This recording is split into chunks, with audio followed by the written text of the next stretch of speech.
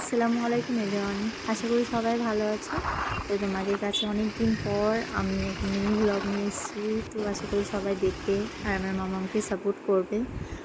তো আজকে আমি কোথায় যাচ্ছি সেটা নিশ্চয়ই বুঝতে পারছো। আমার মামামের জন্য শপিং করতে যাচ্ছি। শুরু তো করতে হবে, রোজা রেখে অনেকটা কষ্টকর, তবুও কিছু করার নেই, করতে তো হবে কেনাকাটা।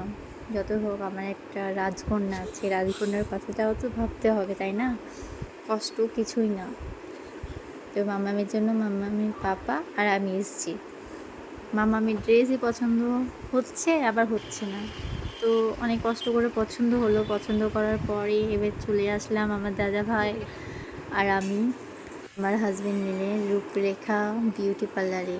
এখানে খুবই যত্ন সহকারে সমস্ত কাজ করানো হয়। তো আমার মেয়েকে ফার্স্ট টাইম নিয়ে আসলাম বিউটি পার্লারে ওর হেয়ার কাটিং করবো বলে। তো ম্যাম সত্যি অনেক ভালো মনের একটা মানুষ। তো মিট করে খুবই ভালো লাগলো। আমার মেয়ের হেয়ার কাট, এবার আমার মামামের হেয়ার কাটিং কমপ্লিট। এবার আমরা আবার রওনা দিলাম বাড়ির জন্য। বাড়ি যাচ্ছি, তো খুবই টায়ার্ড হয়ে গেছে আমার।